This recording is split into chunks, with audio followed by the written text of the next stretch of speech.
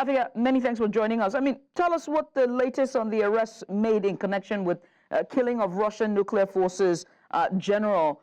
Just tell us a bit about, just the latest on arrests. Well, the citizen from Uzbekistan has been arrested in connection with the bomb that was put on the scooter, and that's the bomb that killed Kirillov and his assistant. Now, the FSB haven't named him, but Russian state TV have named this person as Ahmed Kubinov. Now, it's thought that he was paid $100,000 and was given permission to move to the European Union in exchange for killing Kirillov. The FSB also added that on Ukraine's instructions, he arrived in Moscow and received a homemade explosive device. Now, he placed that said device on an electric scooter, which he parked at the entrance to the residential building where Kirillov lived. He then rented a car to monitor Kirillov's residence and installed a camera on the dashboard, which live streamed the video feed to handlers in another Ukrainian city, so they could see what was going on.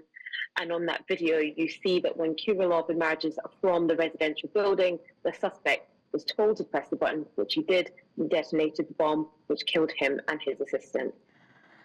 And can you tell us a bit more about the General Kirillov? Well, yes, he was in charge of Russia's radioactive, chemical and biological defense soldiers that are known as the RKHBZ. Now, these soldiers were special forces, and they operate when there's a threat from radioactive, chemical or biological contamination, a really specialist force. Now, on Monday in Ukraine, a case was actually opened against General Kirillov in absentia, and that was accusing him of using banned chemical weapons in the Ukraine. It was claimed that he was using dangerous chemical weapons, mainly in the hottest areas of combat, and that Russia, and he was responsible, were trying to hide the use of these chemical weapons, and that could be what prompted his assassination.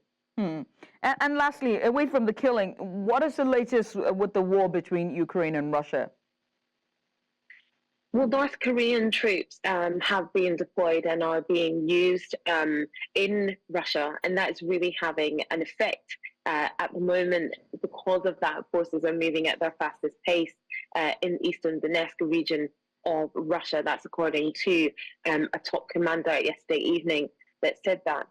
Meanwhile, in Kiev, the head of Ukraine's presidential office has said today that he doesn't believe that there can be any peace talks between Kiev or Moscow until Russia has run out of the resources to fight. And he says this is because Vladimir Putin will inevitably resume Russia's military offensives in Ukraine if he was not forced into a just peace.